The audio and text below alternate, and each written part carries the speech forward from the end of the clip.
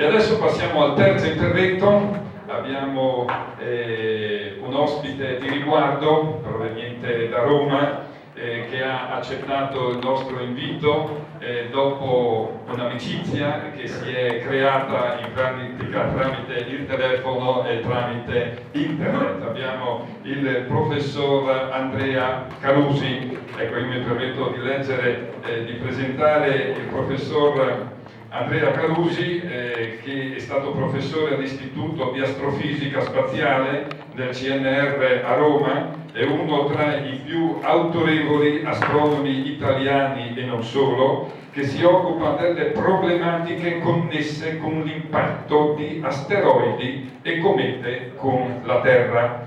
È attivo su questo versante fin dagli anni '80, oggi è in pensione, ma continua comunque a seguire attivamente questo filone di ricerca. Andrea Carusi è stato tra i fondatori della Spaceward Foundation, lo leggo così, chi lo comprenderà l'inglese, io non ho fatto l'inglese, una delle prime istituzioni internazionali a occuparsi concretamente del rischio impatto.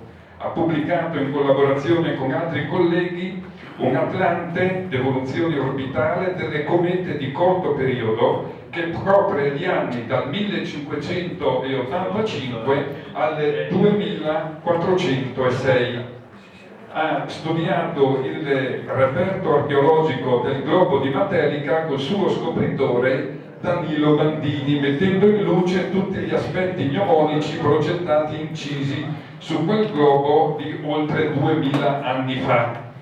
E qui mi fermo perché questo globo fa parte, noi abbiamo riprodotto come idea di Andrea Carusi in doppia dimensione, ma verrà presentato oggi pomeriggio perché fa parte anche di una delle 4 meridiane del concorso e avremo modo di scoprire nel pomeriggio, naturalmente nella visione esterna e reale, ma poi con un filmato, dopo i 2 interventi del professor Carusi, anche come è stato costruito e come si legge. Io le passerei subito la parola e grazie naturalmente del nostro che ha accettato il nostro invito. Grazie mille Aurelio, buongiorno a tutti. Allora, lui ha già detto fin troppo, quindi è inutile che io aggiunga qualche cosa su di me. Quello che invece voglio dire è che non parlerò di impatti perché quando ho chiesto di che cosa posso parlare, avevo dato una serie di opzioni, mi è stato detto che preferivano parlare di pianeti extrasolari. E io quindi oggi parlerò di pianeti extrasolari, non di impatti di asteroidi, ma questo significa che ci sarà un'occasione eventualmente per parlare di impatti. Per cominciare questa cosa, vediamo immediatamente.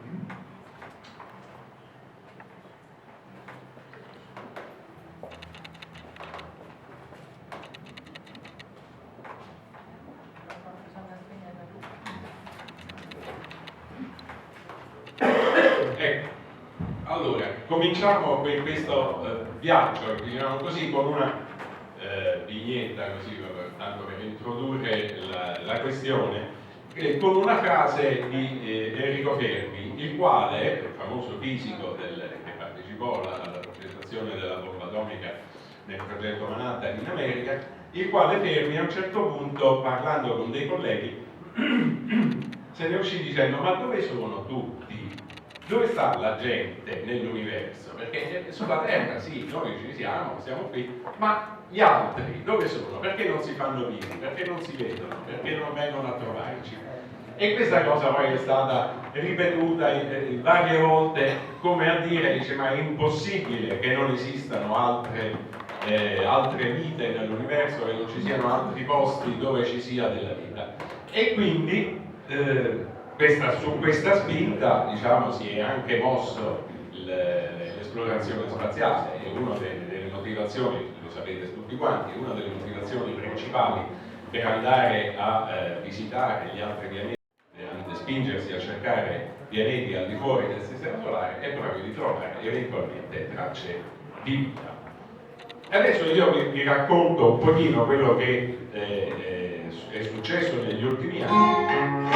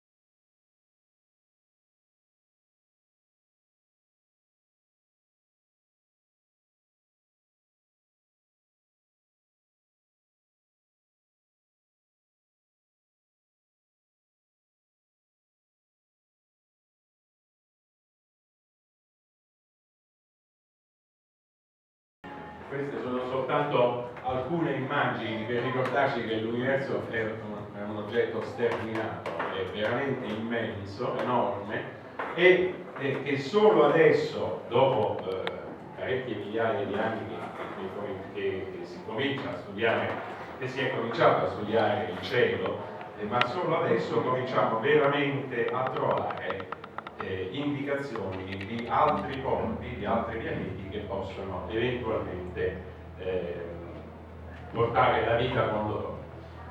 Questa cosa, diciamo, l'idea che ci fossero, che ci siano altri mondi, è una cosa che va, dicevo, avanti già da parecchio tempo. I primi a pensarci sono stati i greci e i latini, quindi stiamo parlando di 2400-2200 anni fa. Lucrezio in particolare nel 70 a.C. nella sua opera Le Rerum Natura se ne uscì con questa frase che è la fondazione sostanzialmente della fisica moderna, poi in qualche modo.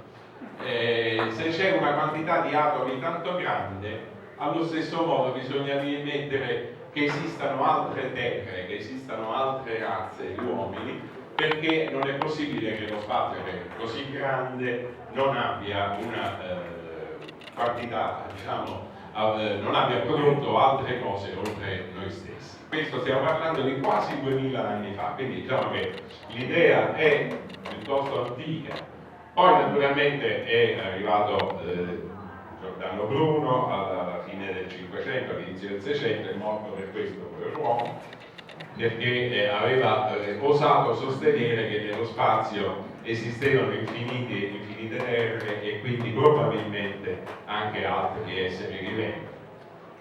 Poi è nata la fantascienza e allora si è cominciato a parlare di alieni, di ET, di quelli che vengono da Marte, quelli che vengono da chissà dove. Qui siamo già all'inizio, più o meno nel Novecento, insomma. Da un punto di vista scientifico, questo l'ho inserito, non è una questione di fantasia, all'inizio degli anni 50 Otto Struve, che è stato un grande astronomo, aveva già più o meno stabilito quali potevano essere le tecniche per andare a cercare altri pianeti in giro per l'universo. Questo già succedeva poco più di 60 anni fa, quando non c'erano assolutamente gli strumenti per poterlo fare. Però un certo signore nel 63, un certo signor Barnard, aveva scoperto che una stella, questa che è la stella di Barnard, si muoveva nel cielo, si muoveva molto rapidamente. Vedete che queste sono immagini prese ogni 5 anni più o meno. Le altre stelle stanno ferme e questa si muove. Questa si muove perché è molto vicina a noi, è una stella molto vicina, e questo è il suo vero movimento, non è un'illusione ottica. Si sposta nel cielo perché tutte le stelle si muovono, anche se le chiamiamo stelle fisse, in realtà non sono fisse per niente. Tutte quante si muovono, però si muovono talmente lentamente che non si vede a occhio nudo certamente, ma non si vede neanche a distanza di anni, a meno che non siano come queste di Barnard, non siano molto vicine.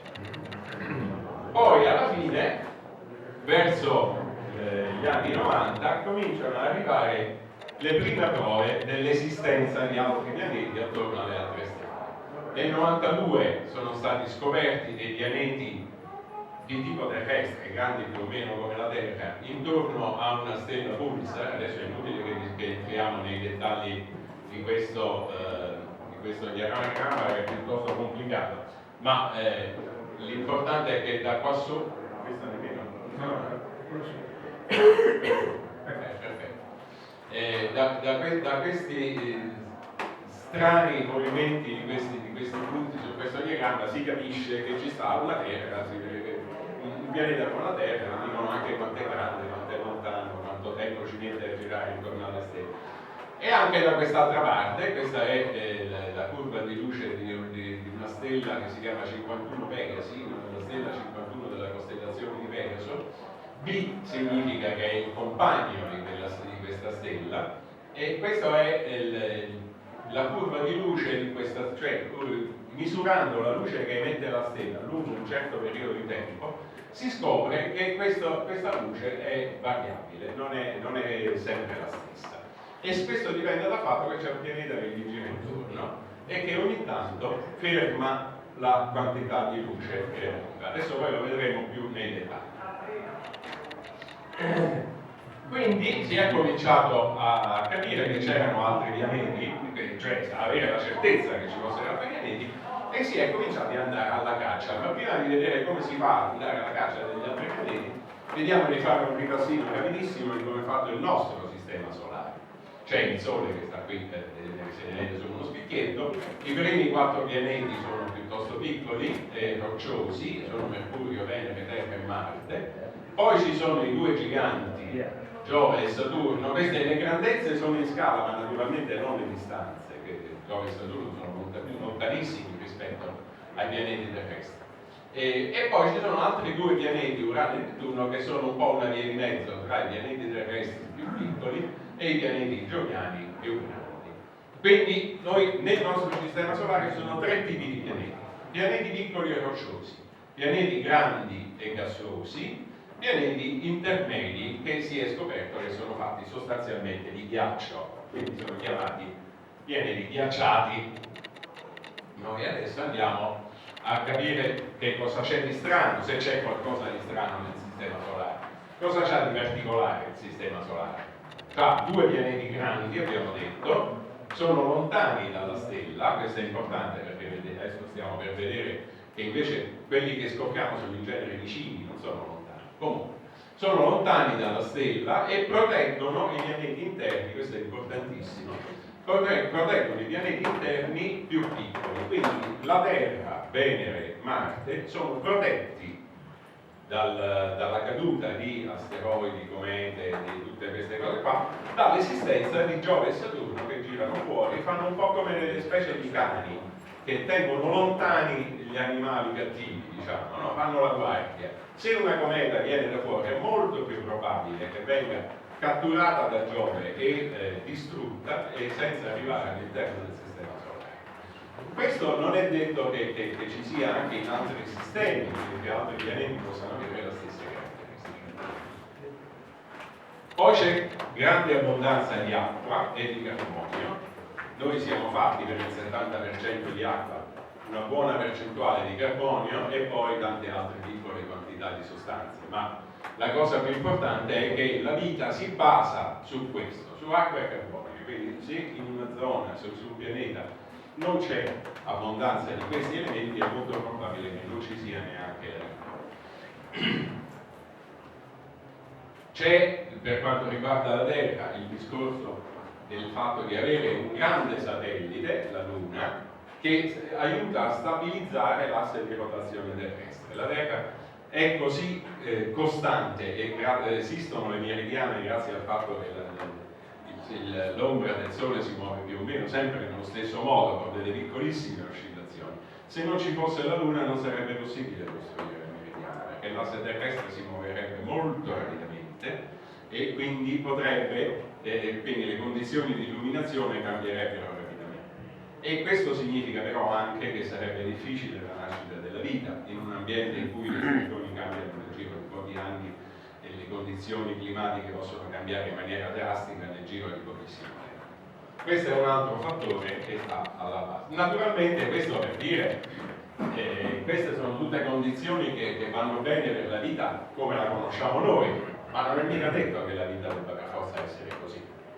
E infatti queste non sono, noi diciamo che sono condizioni indispensabili per la nascita e la crescita della vita, ma è molto probabile che non sia affatto vero, che ci possano essere delle condizioni in cui la vita si sviluppa e che non prevedono questo tipo di caratteristiche. Ma quanti pianeti abitabili ci sono fuori? Allora cominciamo a fare un piccolo conto. La Via Lattea, che è la nostra galassia, l'ammasso di stelle che ci ospita, contiene circa 300 miliardi di stelle. Quelle che noi vediamo la notte in una sera molto limpida, possiamo arrivare a vedere 1 miliardo, sono circa 300 miliardi in realtà. La Via Lattea fa parte di un gruppo di galassie, che si chiama il gruppo locale, che contiene circa 70 membri, quindi 70 galassie circa, più o meno per un totale all'incirca di 10.000 miliardi, cominciamo a parlare di miliardi e di miliardi. Il gruppo locale fa parte a sua volta di un altro ammasso di galassie che ha circa 1500 galassie per un totale di circa 200.000 e l'intero universo, che vi ho detto è molto grande, contiene parecchie decine o centinaia probabilmente di miliardi di galassie. In totale le stelle sono un 1 seguito da 22 zeri, grosso modo. Questa è la quantità di stelle. E ogni stella, con tutta probabilità, ha almeno un pianeta. Almeno un pianeta. Quindi gli pianeti dovrebbero essere molti di più delle stelle, alla fine. Questo che cosa significa? Che ci possiamo aspettare che in tutto l'universo esistano molti miliardi di pianeti, di tutti i tipi naturalmente, e nella nostra galassia in particolare ne esistano almeno un centinaio di miliardi, di cui la Terra è uno. Il problema è capire se questi pianeti sono abitabili o no, perché non tutti sono abitabili. Fin qui è soltanto un conticino che si fa abbastanza facilmente, ma bisogna vedere che cosa dicono le esplorazioni che finora sono state fatte. E ci sono vari sistemi per andare a scoprire questi pianeti. Uno di questi sistemi, l'avete già più o meno, ve l'ho fatto vedere prima, è quello di fare una curva di luce della stella. La stella, immaginate che qui ci sia una stella con un pianeta che gli gira intorno. Il fatto che ci sia un grosso pianeta che gira intorno alla stella fa in modo che questa stella oscilli, non sta ferma. In particolare quando la stella si avvicina a noi, la luce viene... Immaginate, queste sono immagini ricostruite al computer naturalmente, non sono fotografie. Immaginate una stella e un pianeta che gli passa davanti. Ma se voi misurate la quantità di luce, vedete che la quantità di luce nel momento in cui il pianeta sta davanti alla stella diminuisce, per poi ricrescere quando il pianeta è passato dall'altra parte. Da questo voi capite quanto è grande il pianeta, quanto tempo ci mette a girare intorno alla stella, tutta una serie di informazioni, anche si sta tentando di capire come è fatta l'atmosfera del pianeta, è una cosa che si può capire da questo tipo di indagini, che naturalmente richiedono telescopi enormi, un sacco di tempo di osservazione.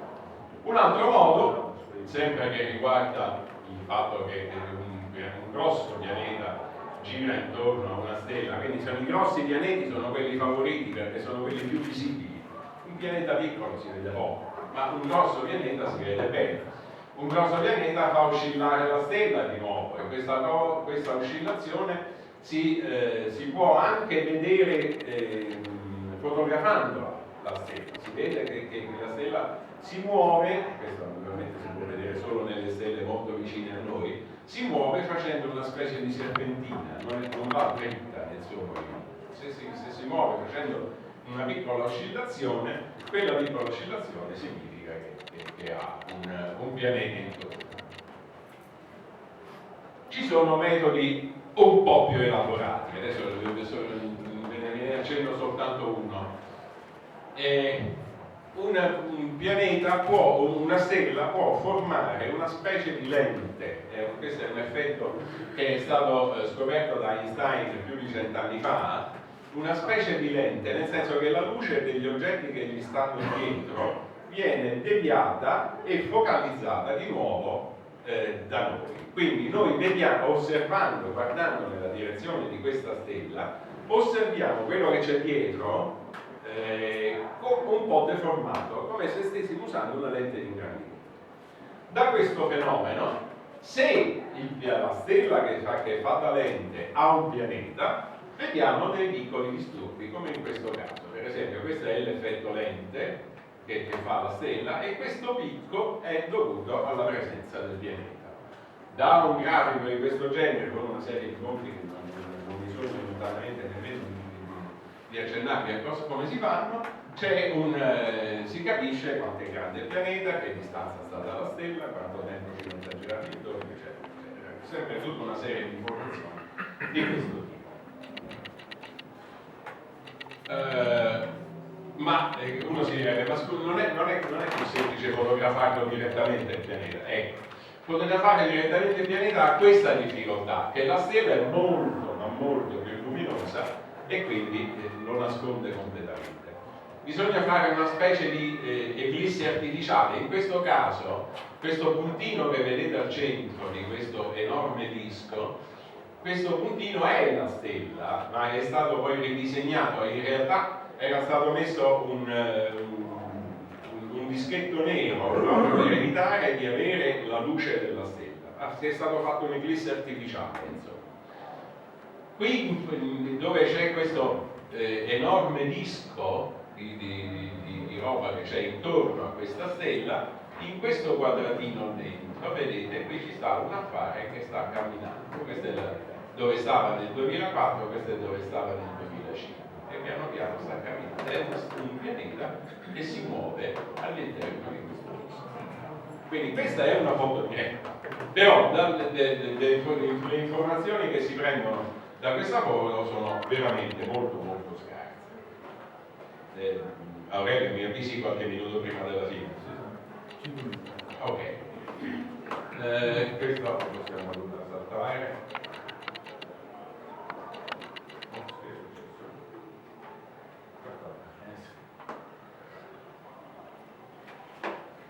Bene, vediamo dove siamo arrivati. Il primo pianeta vero e proprio è stato scoperto nel 1992. In questi 24 anni sono stati scoperti, confermati, quindi siamo sicuri che ci sono, 3.400, poco più di 3.400 pianeti di tutte le dimensioni. Almeno la quasi totalità, 3264 su 2406, di questi pianeti sono stati scoperti dal telescopio spaziale Kepler, il quale Kepler è stato lanciato nel 2009 circa. Prima di Kepler era stato lanciato un altro satellite che si chiamava Corot nel 2007. Questi due satelliti hanno scoperto praticamente tutti i pianeti che ci stanno, ma la stragrande maggioranza sono stati scoperti da Kepler. Perché? Perché è un satellite, Kepler è pieno di strumenti che erano stati studiati e costruiti apposta per cercare i pianeti, non per fare altro tipo di osservazione. Quindi ci si aspettava che ne scoprisse tanti. In realtà non so se si aspettava che ne scoprisse così tanti, perché come vedete anche, ecco, guardate, soltanto nei primi mesi del 2016 ne ha scoperti quasi 1400. Kepler sta più o meno alla fine della sua vita, adesso durerà ancora un anno o due, ma poi sicuramente verrà rimpiazzato da qualche altra cosa.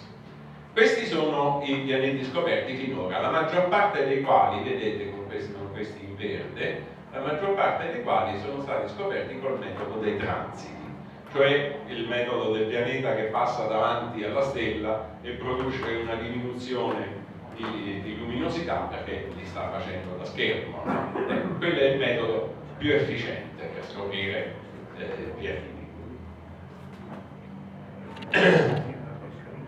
Ecco, come sono fatti questi, che tipo sono questi pianeti che abbiamo scoperto finora?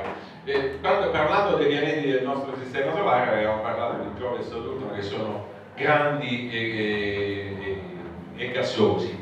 La maggior parte dei pianeti che abbiamo scoperto intorno alle altre stelle sono grandi e gassosi, però sono dei gioviani caldi, cioè sono vicini alla stella, mentre invece Giove e Saturno sono lontani dal Sole.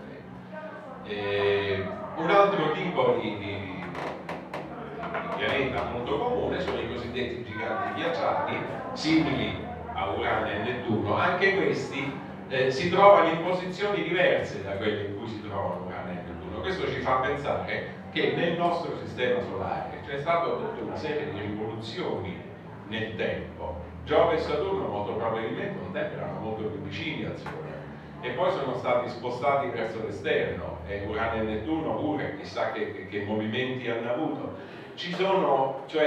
Cominciamo a scoprire che la storia di un sistema planetario è una storia complessa, che provoca, che porta anche cambiamenti drastici nella posizione stessa degli oggetti, e quindi naturalmente questo potrebbe portare anche a cambiamenti drastici nelle condizioni possibili per lo sviluppo della vita. Un altro grosso punto, un'altra cosa molto importante sono le cosiddette superterre. Si chiamano superterre dei pianeti che hanno una dimensione da 2 a 10 volte circa quella della Terra. Le superterre, che vedete in questo grafico, dove qui c'è la dimensione, qui ci sta la distanza mi pare. No, qui c'è la dimensione e qui c'è la massa, quindi la quantità di materia che ha un pianeta. Le superterre sono grosso modo da questa parte qui, la Terra è qua giù, e sono pianeti che possono benissimo ospitare la vita, anche come la teniamo noi, cioè noi potremmo benissimo essere nati su un pianeta 10 volte più grande della Terra e resistere in tutta tranquillità. Magari non saremmo fatti esattamente nel modo in cui siamo fatti adesso per sopportare una gravità più grossa, ma il problema sarebbe facilmente risolvibile. Il problema grosso, il fondamentale, è che i pianeti devono stare in una certa zona rispetto alla loro stella, che si chiama la zona di abitabilità. Non è un concetto molto ben definito, ma è importante. Naturalmente la zona di abitabilità dipende anche dalla grandezza della stella, dalla luminosità della stella, da quanta energia emette. Per una stella come il Sole, diciamo una stella media, la zona di abitabilità e non è sorprendente, è esattamente dove sta la Terra, cioè noi stiamo nel pieno della zona. Che significa la zona di abitabilità? Significa una distanza dalla stella tale che l'energia che ci arriva è sufficiente a tenere l'acqua liquida, quindi non evapora l'acqua, ma nemmeno ghiaccia. E questa è la cosa importante, perché l'acqua liquida è fondamentale per qualunque organismo vivente. Questo sembra che sia vero, ma non è poi del tutto sicuro che sia così, perché poi alla fine non è vero. Gli organismi viventi si trovano anche in Antartide, dove l'acqua liquida non ce n'è assolutamente, e si trovano anche dei batteri dove c'è vapore, dove l'acqua è gassosa, quindi invece che liquida. Quindi sono tutte cose un po' non tanto chiare. Insomma, d'altra parte, veri organismi viventi non terrestri finora non l'abbiamo trovato, quindi finché non lo troviamo non potremo saperlo. Bene, e quindi torniamo alla frase di Fermi. Dove stanno tutti quanti? Dove stanno?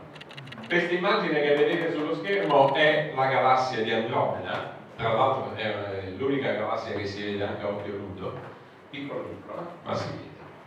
La galassia di Andromeda, che è grande grosso modo quanto la nostra, ha altri 300 miliardi di stelle, si trova a 2 milioni e mezzo di anni luce da noi.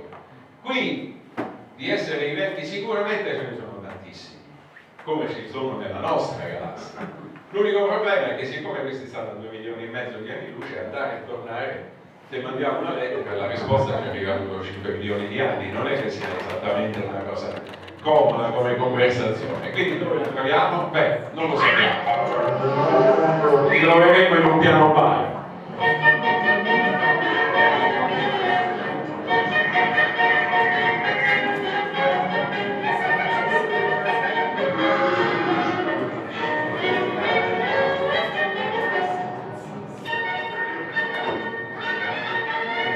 Avete riconosciuto che questa è una scena, la famosa scena del bar di Star Wars, che è troppo bella. Magari succederà sul serio così un giorno o l'altro. Grazie a tutti.